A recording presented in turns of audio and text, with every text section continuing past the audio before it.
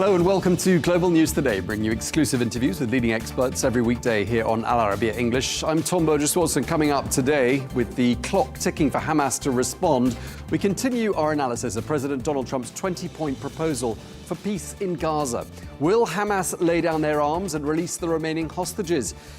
Plus, as the ICRC says it's been forced to withdraw from Gaza City, we'll get the latest on the humanitarian situation there in Gaza with a spokesperson for Doctors Without Borders, who've also had to pull out of Gaza City last week. All of that under discussion today.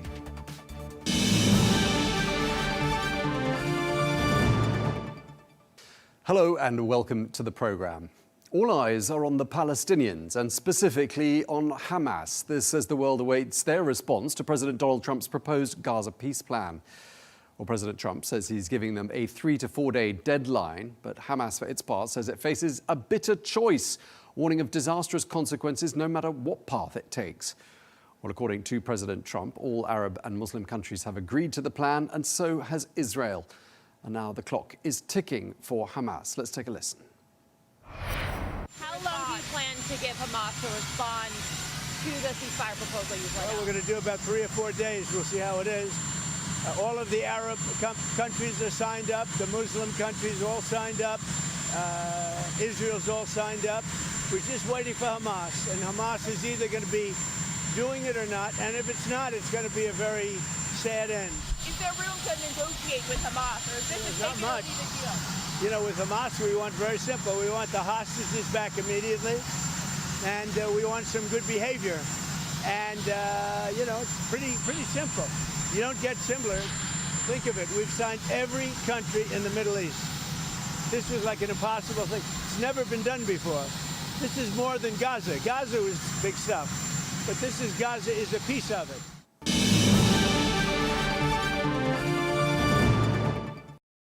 Well, let's get some more analysis so we can speak now to Mick Mulroy, former US Deputy Assistant Secretary of Defense for the Middle East, who served under President Trump during his first term. Thank you very much indeed. Great to see you again, Mick. Just want to ask you first up, I mean, how do you rate the chances of success for President Trump's 20-point plan for Gaza?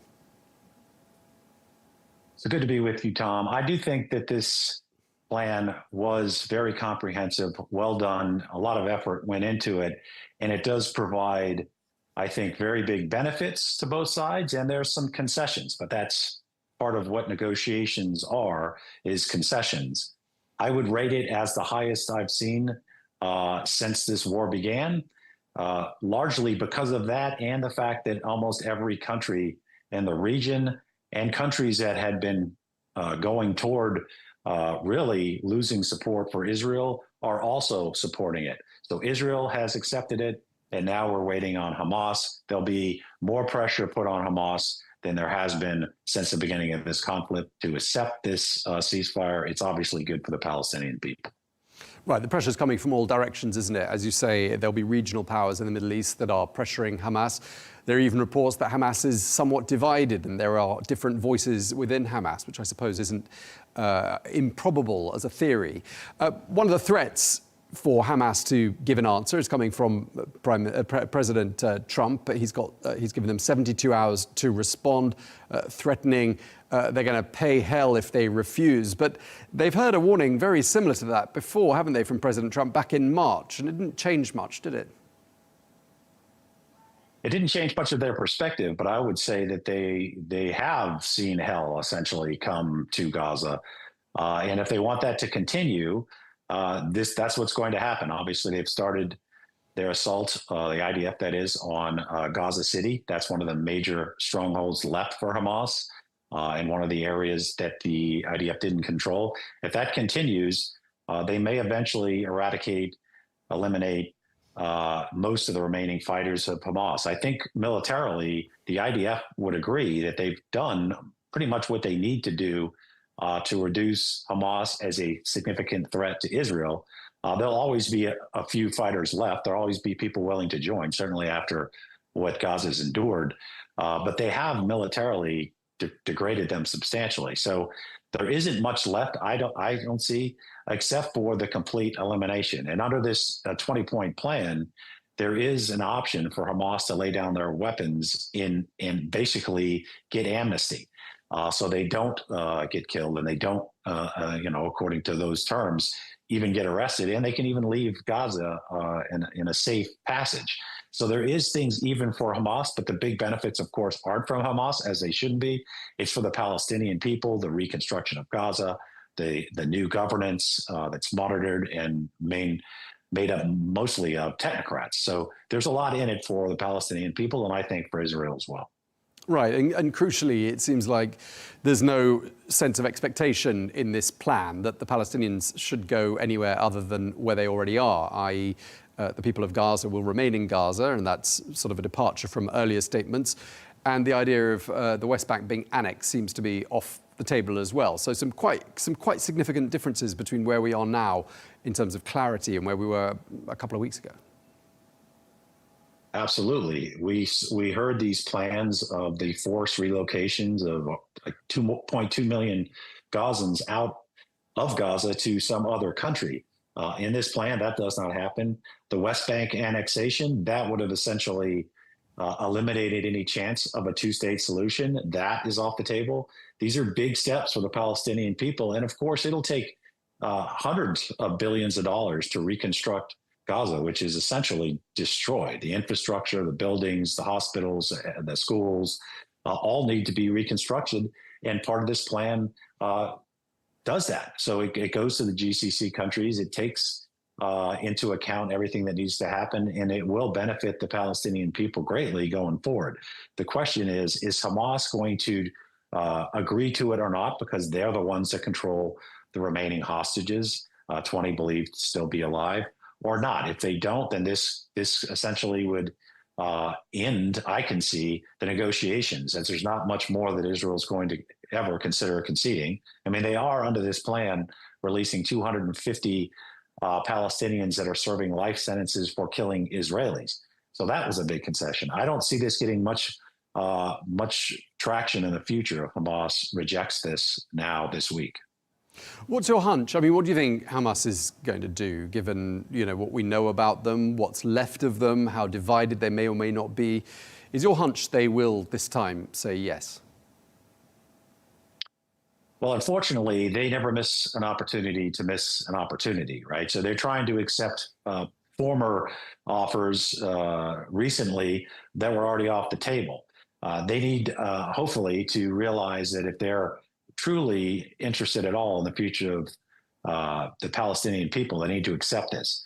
Whether I believe they will, I hope they will. I think I would lean toward them likely accepting this more so than any other agreement that was given to them in the last, 6 times. So I hope they do that. I think they could do it this time. I think there is reason to be optimistic, and we'll have to see. If they don't, then there will likely be a continuation of this war. They're going to look at doing these humanitarian zones. That's part of the fallback of this agreement, which is, I imagine they're just going to let women, children, and the elderly, and then screen fighting age males to whether they can even get into these sections. And then every other place will be a free fire zone for the foreseeable future, and there'll be no planned withdrawal of the IDF. So it'll be an occupation of Gaza, and probably the far right of Netanyahu's cabinet will push for annexations of parts of the West Bank. So it'll go completely in the other direction if Hamas does not accept this and move forward. Right, so you're saying it's very much in Hamas's interest to accept it. A couple of things I want to run by you. I mean, there are pundits out there who are obviously coming up with all sorts of theories, which is what they do.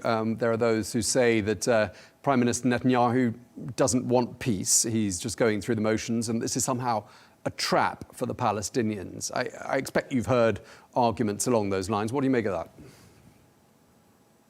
So I've heard political commentators talk about how Prime Minister Netanyahu, by agreeing to this, could lose his position as prime minister. He could lose the support of the far right of his coalition. I don't know if that's true, but I do think that this is better for Israel, obviously for the hostages, but also stability in the region. It talks about expanding the normalization of countries to include the expansion of the Abraham Accords, which could include Saudi Arabia, which would be a major milestone for Israel that benefits Israel. If they don't and they continue this war, they're going to start losing even more support. I think 153 countries, by my last count, out of 193 have already recognized Palestine as a state, which I think is a way to put pressure on Israel. So this could go. This is a fork in the road, I believe. If Prime Minister Netanyahu wants Hamas to accept him, then he was taking a risk because he accepted it publicly right in the White House right after meeting President Trump. So I think he is obligated to move forward with this. He might have to bypass the cabinet and go straight to the Knesset, the parliament, to get this approved. But really, right now, it all rides on Hamas and whether they can accept this agreement or whether they will once again miss an opportunity to really benefit the Palestinian people immediately and long term. Mick, one of the things that all the commentators seem to agree on, and it sounds like part of that was in your argument there as well, the fact that there is momentum like we haven't seen before, for an end to this war in Gaza, and to discuss this decades-old problem with between the Palestinians and the Israelis. One of the other things that critics of the plan are saying is that it's very light on detail. And I'm wondering how much of a problem you think that is, given that if the first step is to get the war to end, isn't that, the first priority? And perhaps we can deal with details like what a future Palestinian state might look like at a later stage. What are your thoughts? I agree, Tom. I think that's really, this is hard enough to get to any kind of ceasefire. If you went into the minutia on details, you'd probably never get there. So it's easy to criticize a plan that could bring peace to the Middle East. But ultimately, if this is agreed to and they maintain the ceasefire and all, 600 trucks of humanitarian assistance start entering into Gaza, the UN is allowed back in, all the associated NGOs, the hostages, of course, come out. That is a huge step. There is a lot that needs to come. There's a lot of, that needs to be put into this plan to make it come to fruition. But that can be done. And it's going to be a lot easier to be done with the humanitarian crisis over and with the fighting ceased. Quite interesting to see that Israel has apologized to Qatar. Does that help the negotiation process as far as you can see? I think so. Ultimately, Israel violated the sovereignty of Qatar. Not just that, but also Qatar was there to help these ceasefire negotiations, which benefited Israel. And we're in the midst of handing over a proposal to Hamas that came from the United States. So it was a violation of their sovereignty. It was a violation of the very concept of ceasefire negotiations.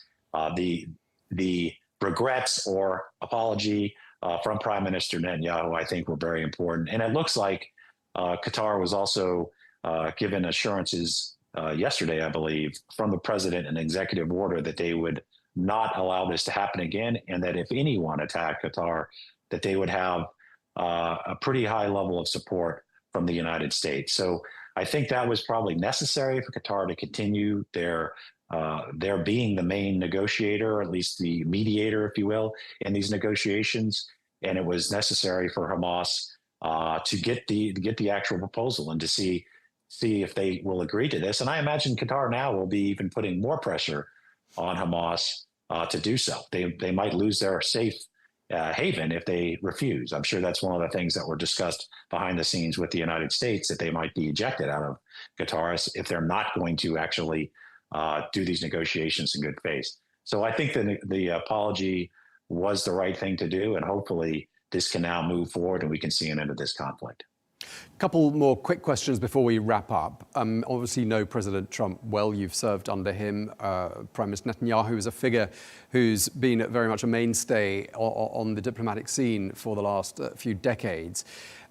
How do you assess the nature of the relationship between those two men? And have you seen any signs of strain in recent weeks? Well, both the Republican Party and the Democratic Party have been strong supporters of Israel overall. That seems to be eroding quite a bit. The Republican Party, not so much erosion. And so they are the biggest supporters in the United States, the political spectrum, if you will, of Israel. And Prime Minister Netanyahu, which of course is just one prime minister, doesn't basically speak for the entirety of the Israeli population. But President Trump really wants to see the success of his first term in the Abraham Accords continue, which of course is a benefit to Israel. That's not going to happen if this war is continuing. And he has taken a personal interest in trying to bring these conflicts to an end. He talks about it often. This would be a major step if this happened, especially with the plan that the Trump administration put forward. So I can see a lot of pressure by President Trump on Prime Minister Netanyahu, who has to understand that if he loses the support of the leader of the Republican Party, he could really be in a bad situation. So I think that President Trump has a lot of influence over Prime Minister Netanyahu. That's probably why he already accepted this. And now really it does come down to Hamas. Okay, and just lastly, Tony Blair, a name we all know and have known as well for several decades. I mean, how much of a trusted entity do you think he is here in the Middle East, where I'm speaking to you from? And what do you think of his potential future role of sort of viceroy of Gaza? So I think if they look at him as a stopgap, obviously somebody with incredible experience, political experience, trusted by the United States, obviously by the European countries, and not someone that tends to be there for a long period of time. They would not want a non-Palestinian, governing, like you said, like a viceroy over them. If it's viewed as temporary and simply a mentor, I think that this is a good thing. And certainly that could help bring this group together and eventually turn it over to a government that focuses more on the benefit of the Palestinian people, building the economy, building the healthcare and education system, rather than fighting with its neighbors, in this case, Israel. That would be a very good thing. So I think he's a good choice if he's viewed a specific way, not as someone who tends to be there for long periods of time, but more of a mentor. That could really be a positive. Okay, well, thank you very much indeed for your time. Mick Mulroy, thanks again.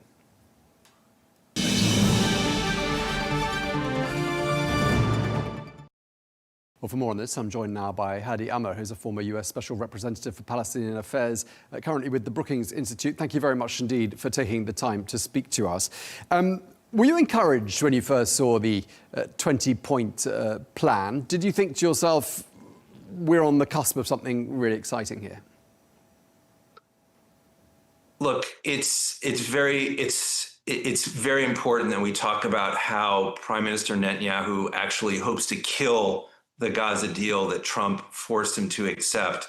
I think, while I pray that the carnage ends, unfortunately, I think Netanyahu's doing everything he can to accommodate his ultra-right wing government coalition partners to make it even harder for Hamas to agree. So you're saying it would suit Prime Minister Netanyahu rather well if Hamas rejected this offer. Is that what you're saying? Look, I mean, he literally blew up a negotiating table in Qatar just a few weeks back. I think his right wing is placing severe conditions on this agreement. A full Hamas exit, Israel retains full security perimeter, zero involvement of the Palestinian Authority, language that effectively indefinitely postpones a Palestinian state, and even bigger loopholes for Israel. So and all of Netanyahu's mouthpieces are in the press talking about how, none of this will ever really happen and Israel will never really withdraw. Okay, so supposing Hamas does accept this deal, where does that leave the plan? Do you anticipate Israel somehow finding another way to obstruct it, or what would be your prediction? No, I mean, look, I think if Hamas accepts the plan, I think Israel, it's kind of a win-win for Netanyahu in a sense, right? So either it doesn't happen and he gets the kind of continued military operation that he wants, or Hamas accepts a full surrender and Netanyahu looks like a hero. The plan effectively calls for Hamas to fully surrender, give up their Israeli captives in exchange for promises later for Israel to gradually begin withdrawing and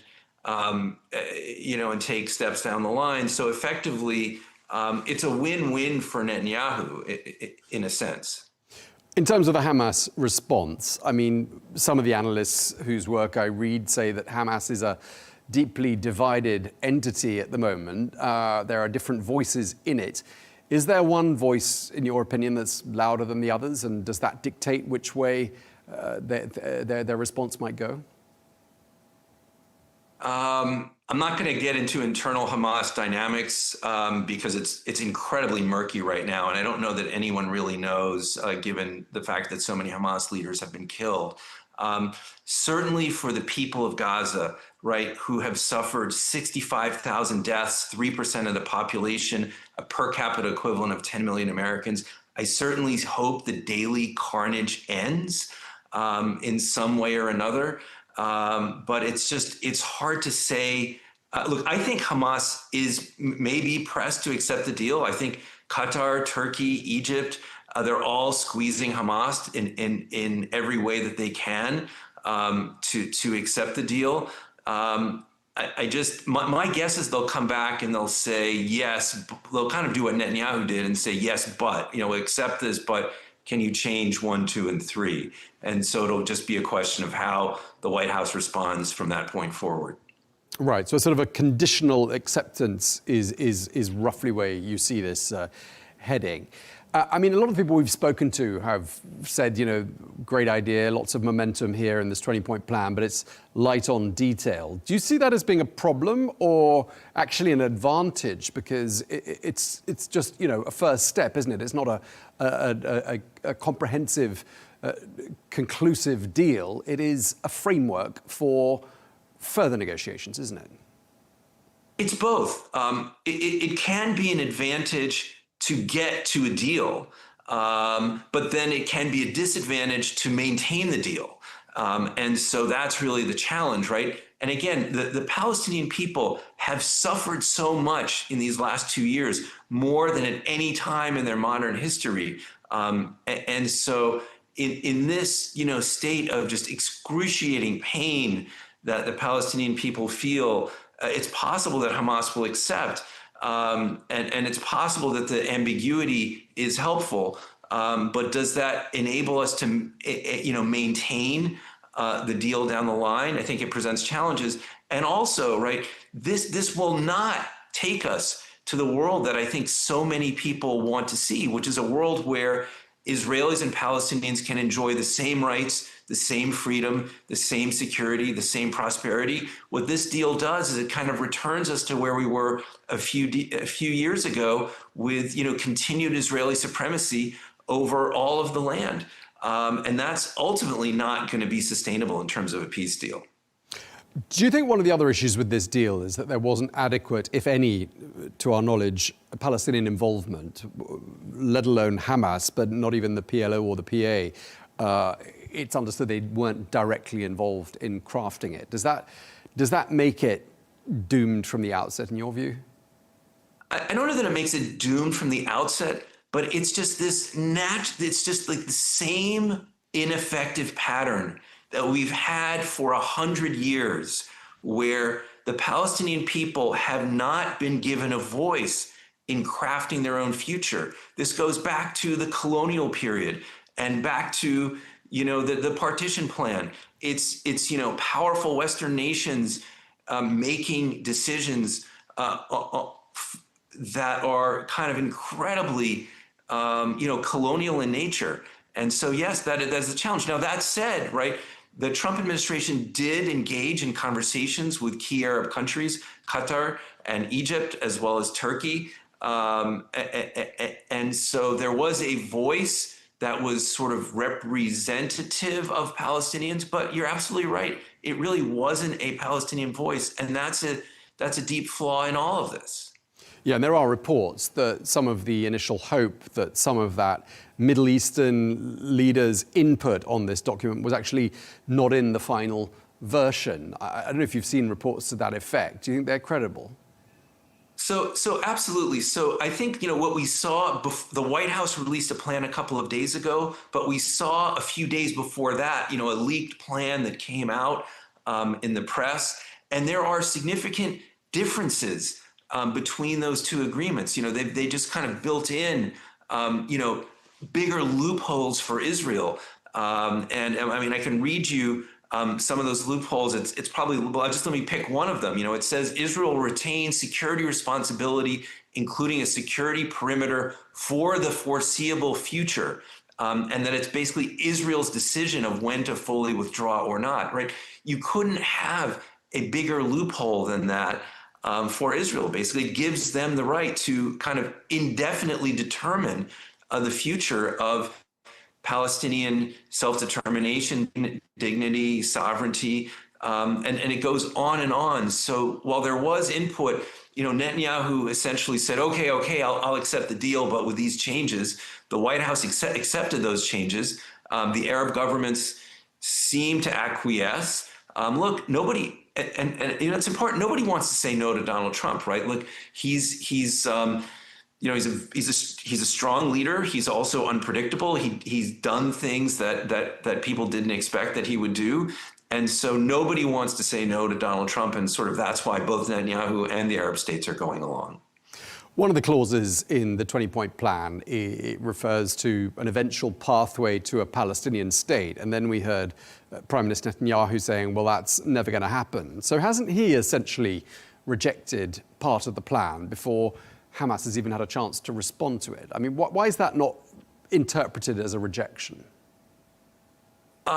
So Netanyahu is a master communicator, right? He says yes to Donald Trump. He shakes hands. He does the press conference with him, and then he goes out immediately, right, and does video in Hebrew. So he does one thing in English and another thing in Hebrew. He does this video where he brags about Israel's minimal withdrawal, no to a Palestinian state, even though it's written in the deal.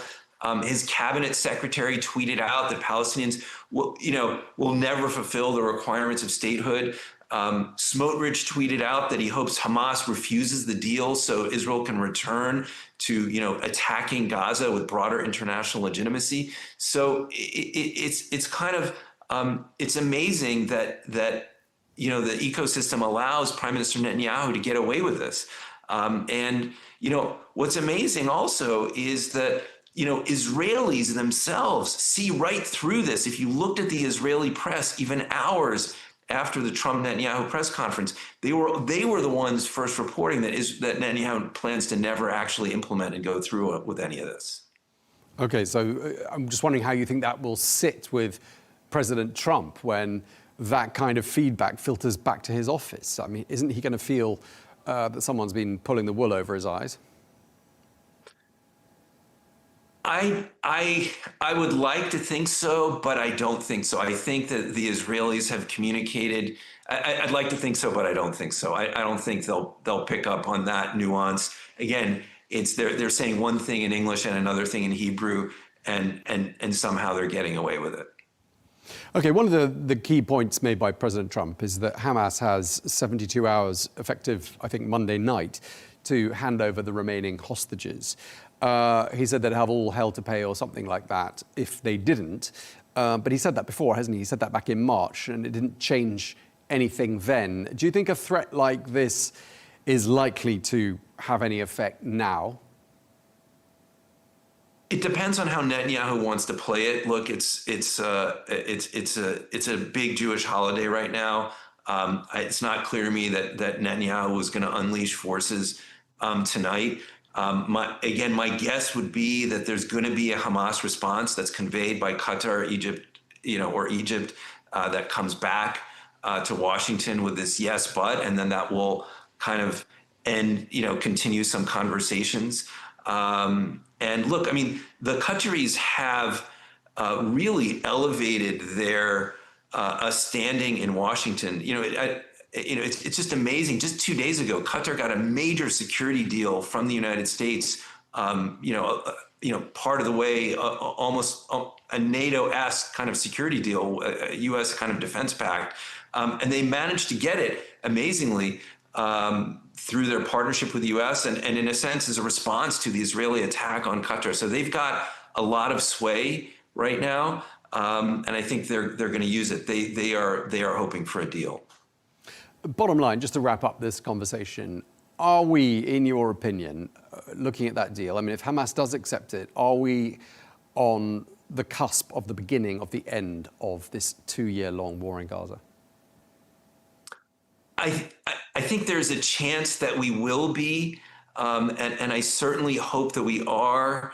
Again, dozens of Palestinians are getting slaughtered every day, the vast majority of them civilians.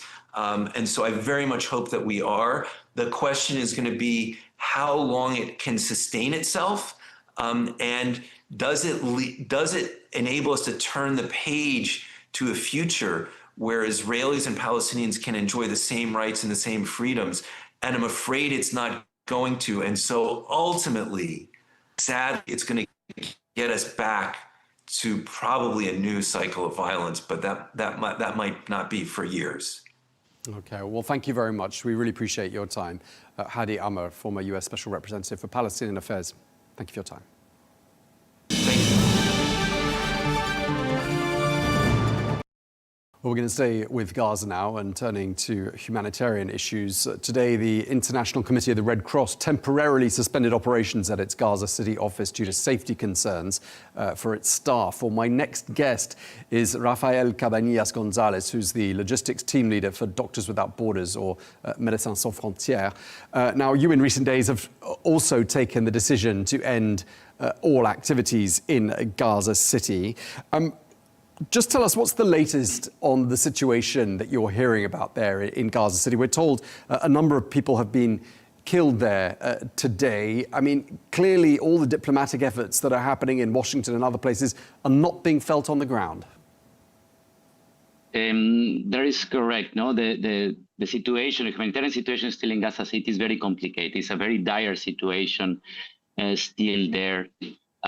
We had to withdraw from Gaza City, as you know, because the humanitarian space that we were working was no longer respected. There was no safe space for us to work there, so we had to leave. We have to withdraw and focus our services here in the area of Khan Yunis and Deir el-Balah. Okay, so you've pulled out. For a lot of civilians, that's not an option, despite this last warning that they've just been given. They must leave Gaza City or be very much in harm's way. I mean, people are staying there regardless, aren't there? What sort of reasons are people giving you for staying in Gaza City? And we have many, no? What we're hearing here is as well, where are they going to go? You have to imagine that they are they're being forced into an area that is about 13% of what was originally the strip, no? So everywhere where you look at here in Khan Yunis, in Al-Mawasi, in Deir el-Balah, everywhere is very crowded. So it's very hard to find a place to place a tent. It's very hard to find a place to live, no? So a lot of people have moved, but a lot of others have stayed. And one of the reasons that they cannot find a space for them, for their families, to set up their tents. The other reasons that we're hearing is that also they don't see a way to move. No, they have some of their family members are injured. They are handicapped of some sort, so they cannot move. They cannot do the way the 20 to 15 kilometers to Deir el-Balah. Because it's not possible for them to do so, no? So they are deciding to stay in these conditions because it's not a possibility for them to move. Those are some of the things that we are hearing here in the ground from our colleagues, from our friends, or from the patients in our clinics. Yeah, and of course you're a medical foundation, medical charity. I mean, how difficult was it to evacuate patients, some of whom are presumably in a very serious condition, from Gaza City, and where did you take them to? So although we did pull out, a lot of our patients decided to stay in Gaza City. You know, there's still some medical facilities, the Al-Helu Hospital and the Shifa Hospital, the Al-Helu Hospital that we are supporting in the distance as much as we can, trying to provide as much resources as we can, but from the distance. So over there, we still have patients, or there's still patients, and they're still wanting and through their means they still want to support the population that stayed in Gaza City, and they cannot be moved, right? Right, and can hospitals in the south of Gaza absorb some of the patients that have had to be evacuated from Gaza City? Was that something that MSF was involved with? We are so far not being involved, or we are supporting more the Ministry of Health to do this evacuation if needed. So far, the hospitals here in the south of Gaza are very overcrowded as well. They're all at their maximum capacity. One of the hospitals that we support, the Al Nasser hospital in Khan Yunis, you can imagine that this is already in a maximum, in a very overcrowded capacity. So absorbing some patients, evacuated patients that are in very difficult conditions is very, very tough for them as well. So it's very complicated for patients to find a place also here in the south. Just tell us a bit about the sorts of areas in which Doctors Without Borders or MSF is involved there. I mean, presumably your hub is now Khan Yunis, which is where you're speaking to me from. What sort of things are you involved with doing there? Correct. We have we are supporting some hospital. The Nasser hospital that I was talking about is one of them. We also have some areas here in the Al-Mawasi area of Khan Yunis.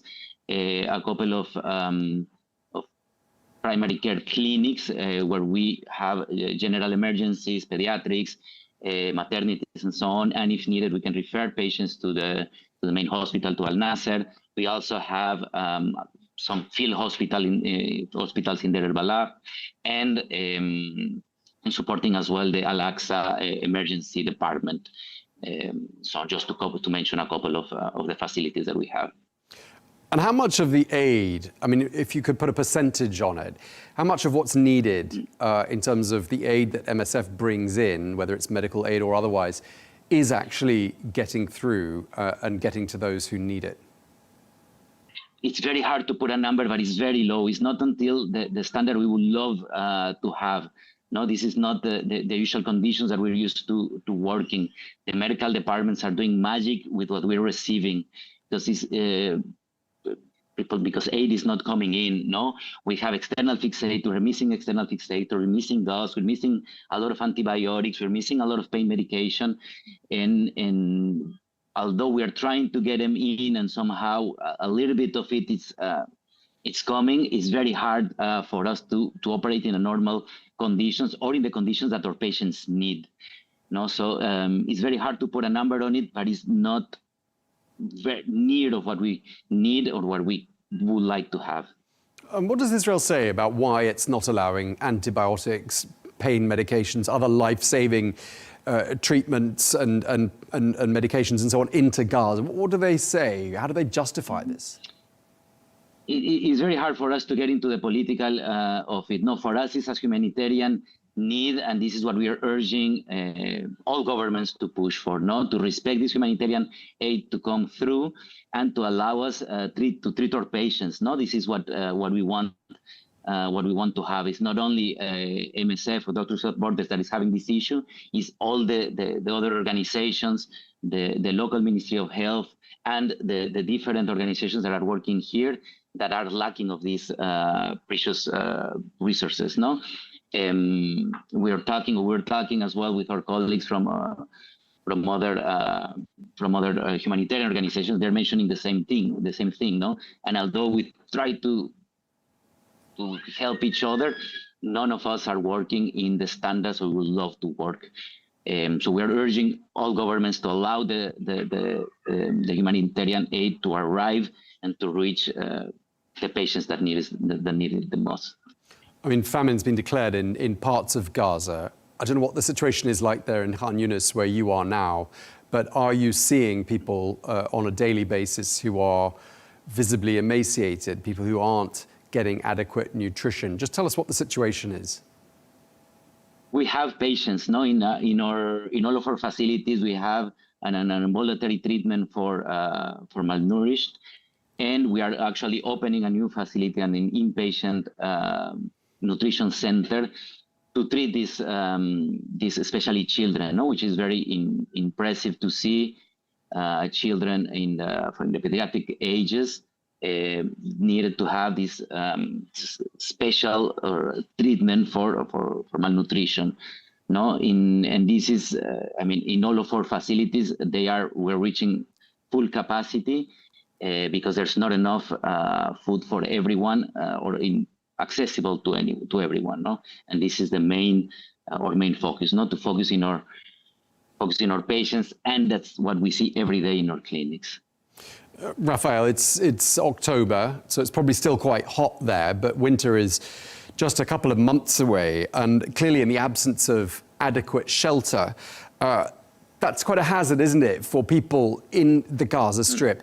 Do you tend to see more illness in the colder months or in the hotter months? How much of a hazard is winter in your view? We are very worried about winter. No, the winterization of our structure is very complicated to do.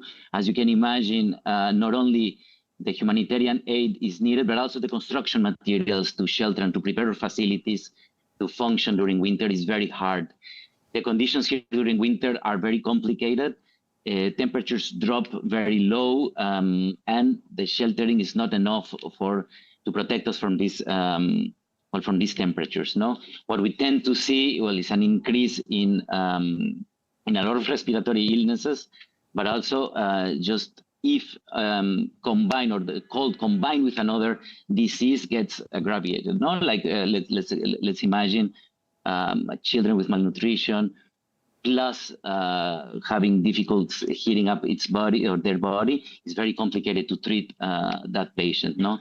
And in our facilities, we see it every day, and we are preparing as much as we can, but we're not receiving enough fuel, we're not receiving enough spare parts for the generator or for our boilers to function. So we're really working in a limited capacity to prepare ourselves for winter. And we are very worried about the situation in let's say in a month or month and a half, when temperatures start dropping to dangerous levels now. Yeah, and just lastly, Rafael, I mean, you've worked in other conflict areas before. Gaza's not your first. I gather you've worked in Yemen, you've worked in the DRC, possibly in other places as well. Have you ever seen anything comparable to what you're witnessing every day there in Gaza? What is very particular here, and this is, if I compare it to other humanitarian crises, is the amount of aid that is allowed to get in. Now, this is, we are used to work in very difficult conditions, but the humanitarian space and the humanitarian access is very well preserved. And in here, we are not seeing it. No, we don't, there's no safe space here in Gaza. Humanitarian aid is not coming in the amount that is needed. So that makes it very complex to handle. No, it's not only a medical humanitarian situation, but it's the whole thing that is against this. No, so it's very complicated. It's compared to other crises, this is one of the most complex that we've been working on. Okay, well, we really appreciate you taking the time to speak to us. Thank you very much indeed, Rafael Cabanillas-Gonzalez, Logistics Team Leader for Doctors Without Borders, Médecins Sans Frontières. Thanks for your time. You're welcome. Well, we can speak now to Dr. Ali Jarbawi, who is a former Minister of Planning and Administrative Development of the Palestinian National Authority. Dr. Jarbawi, thank you very much indeed for taking the time to speak to us. What was your initial reaction when you first read through this plan, this 20-point plan put forward by President Trump?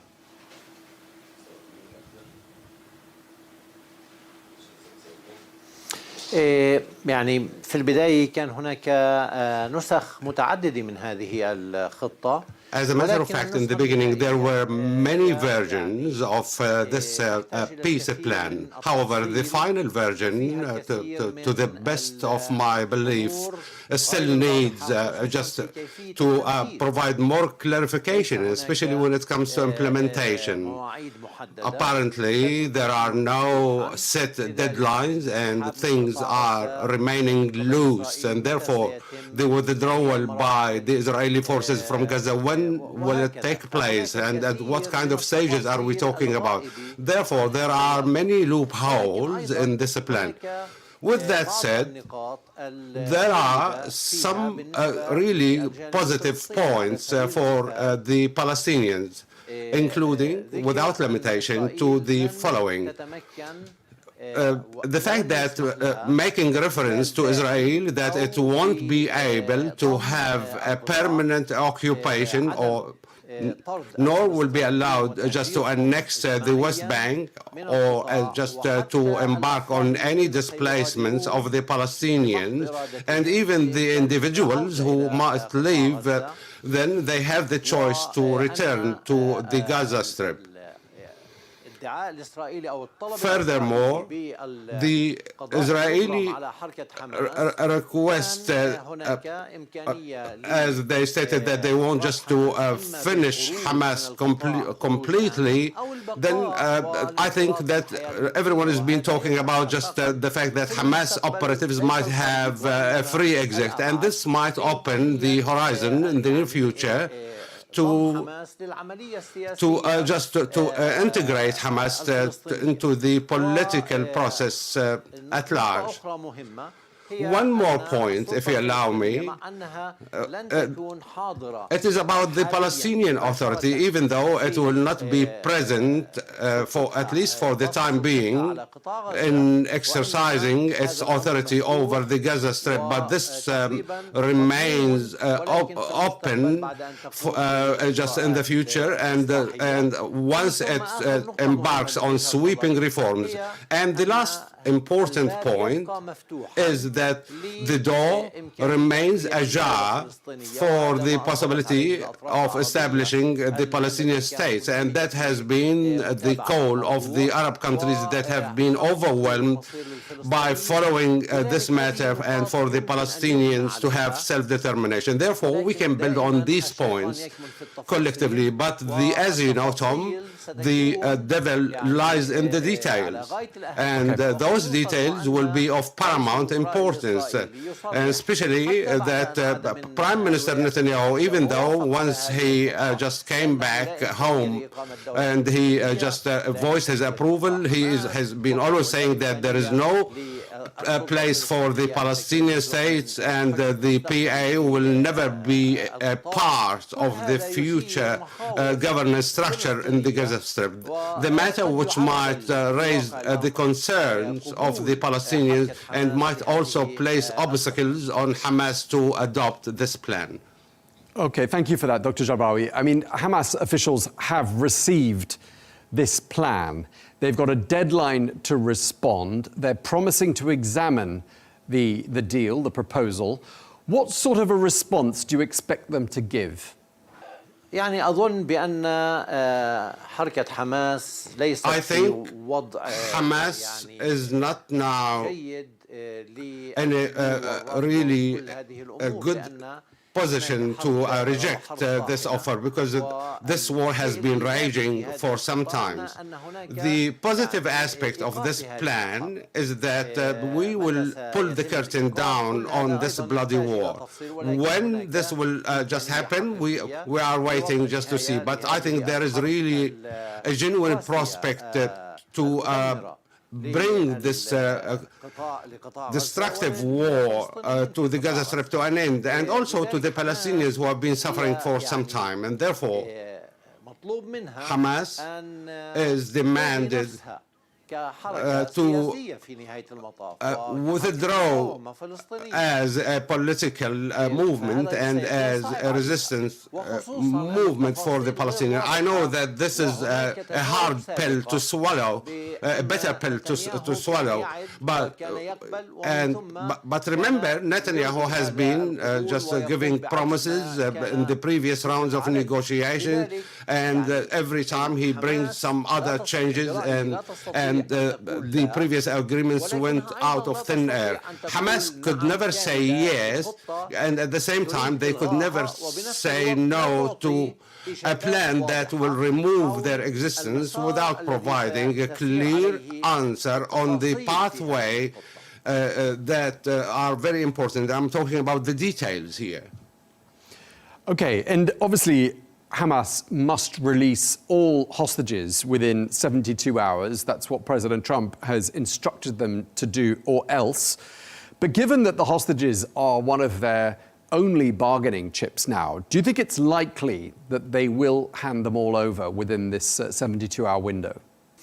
إذا ما لم يكن هناك توضيحات لخارطة الطريق. There are just clarifications for the roadmap, and I'm talking here about the timeline for the implementation of this 21-point peace plan. I believe Hamas might agree to release not the whole hostages, but maybe just some of the hostages, so that it could keep the door open for the possibility of seeking the required clarification. However, the window for Hamas is really narrow. The matter which might drive Hamas at the end of the day to accept the plan its entirety without being really satisfied with the request that they had about those vague terms of the plan where Israel is having the upper hand when it comes to implementation. Okay, so you seem to be suggesting that we may get a partial acceptance from Hamas rather than a full acceptance of this deal from Hamas. يعني أظن ذلك. Yes, I think so. Of course, the United States will reject this proposal. We have to see the details then. But initially, I don't think Hamas will agree without any reservation about this plan as it stands today, given the fact that there are no timeline and set deadlines that should be part and parcel of the implementation. Therefore, I believe the initial response that we have to expect from Hamas is to say that they would accept the plan in principle, but when it comes to implementation, they, and especially the release of hostages, I think Hamas might really accept or maybe offer to release some of the hostages, provided that it will show its willingness to release the remaining hostages in case Hamas has got the set deadlines and there are some guarantees for implementation. Now, it's being reported that there was no direct Palestinian involvement in the creation of this 20-point plan, whether it be Hamas, the PLO, or the Palestinian authorities. But was there any indirect input from the Palestinians with regards to building this framework? يعني ليس لدي معلومات أكيدة ولكن Unfortunately, I don't have just very solid information about that, but I'm quite confident that the consultation with the other actors like Saudi Arabia, Egypt and Jordan, all those parties that were present in New York while meeting President Trump, I think those consultations have been always ongoing, whether with the Palestinian Authority or with Hamas. Therefore, the Palestinian demands and the Palestinians' concerns have been quite well known for those Arab countries that have helped in bringing this plan to light. But we have to remember that what has been agreed upon with the Arab and Islamic countries as a plan has to go for some changes and amendments by Netanyahu after consultation with their U.S. counterpart. And the final version of this plan is that has been amended following the Israeli demands, which does not go just exactly with what has been requested by the Arab leaders and other Islamic leaders with President Trump. Dr. Jalbawiya, there's understandably a lot of mistrust on both sides. But some people are saying, and some people see this plan as something of a trap, and that it could somehow ultimately result in a military re-escalation by the Israelis in Gaza. What do you think of that theory? أنا أظن إنه سيكون من الصعب. I believe that it would be really hard that once this plan is approved and things go to the implementation, I don't think there is a turning around for Hamas, especially that President Trump will be holding the position of the board for the peace board, and there are also many other members from the Arab countries, from the international community, will be quite engaged with the implementation of this plan. Therefore, it won't be easy for Prime Minister Netanyahu to change things midstream, or maybe just try to breach any of those clauses. However, with those 21-point plan vagueness, there could be some room for Prime Minister Netanyahu to claim that this is the only Israeli interpretation for this clause or for that clause of the plan. And that's why no wonder to see some challenges when it comes at the time of implementation. However, rejecting this plan after just adopting it will be hard for all the parties. Now, I can imagine that for a lot of Palestinian people, there are trust issues with the British going all the way back to the early part of the 20th century. So the idea of having, as a sort of leader figure in Palestinian territory, the former British Prime Minister Tony Blair, is going to be, for some people, difficult to accept. Do you think people will accept him? And do you think people will trust Tony Blair if he is indeed given the position he's been touted to take, to really safeguard the interests of the Palestinian people? يعني هناك تاريخ سلبي. We had a history that was blemished with many dark memories with Tony Blair in our region. And I don't think that there is really much confidence with Tony Blair to be taking the helm for the implementation of this plan. However, it remains to be seen how things might evolve. However, maybe Tony Blair will be more aligned to the Israeli interpretation. And I'm talking about the mindset of the Palestinian people rather than being more responsive to the interpretation of the Arab countries or the Palestinian. However, there are many issues that might be really taking place at the time of the implementation. And we know that the Palestinians now are requested to comply with this plan without being engaged or involved directly. And there is a kind of warning or ultimatum by President Trump to Hamas that you have 3 or 4 days, but you are not allowed just to delve into details. This means that it is something like coercive process imposed on the Palestinian people. If the plan is to be adopted, then the Palestinian will rely on the engagement of the Arab and Islamic countries that could be effective. So the Palestinians and their rights and their concerns will be conveyed by the influential Arab countries and along with the Islamic countries, including Turkey, vis-a-vis Israel, and therefore the Palestinians do not favor to have Tony Blair on the team, but if this is what it is, then they will deal with that matter as per the new evolving situation. Tony Blair was the Labour Prime Minister of the United Kingdom, and the Labour government currently in the United Kingdom has recognised Palestinian statehood. Does that change anything with regards to perceptions of the British and perceptions of Tony Blair? This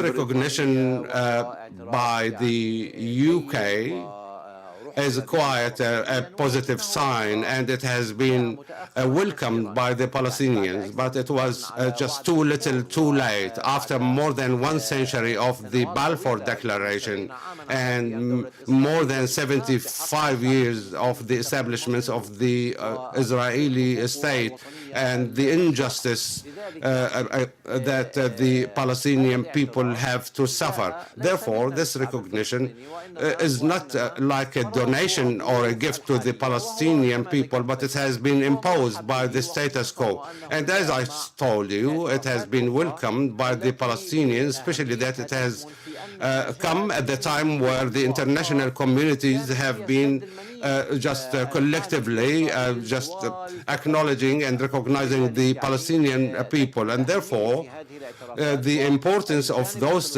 recognitions for the Palestinians is in that now there are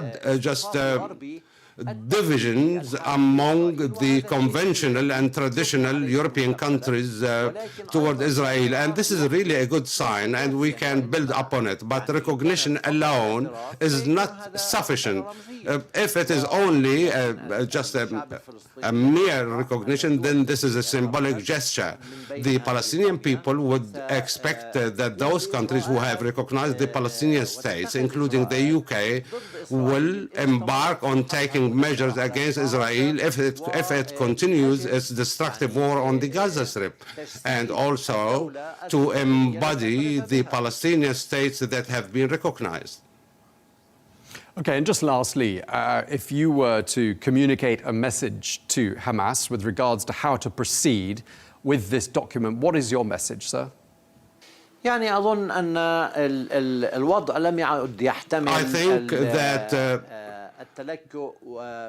the situation on the ground is no longer now acceptable. I know that this decision will be harsh and tough on Hamas, because Hamas is required to dismantle itself, but Hamas as a movement has got its base of supporters, and this support will continue in the near future. But I believe that ending the war in the Gaza Strip and building on the positive aspects of the Trump's plan, with the assistance of the Arab and Islamic countries, I believe this could be a catalyst for Hamas to accept this plan, and especially in case the Arab countries have really fulfilled their promises in providing assurances, guarantees, and gave the required set deadlines for implementation. Okay, well, we've run out of time, but we really appreciate you speaking to us. Dr. Ali Jarbawi, former Minister of Planning and Administrative Development of the Palestinian National Authority. Thank you very much indeed for your time, sir.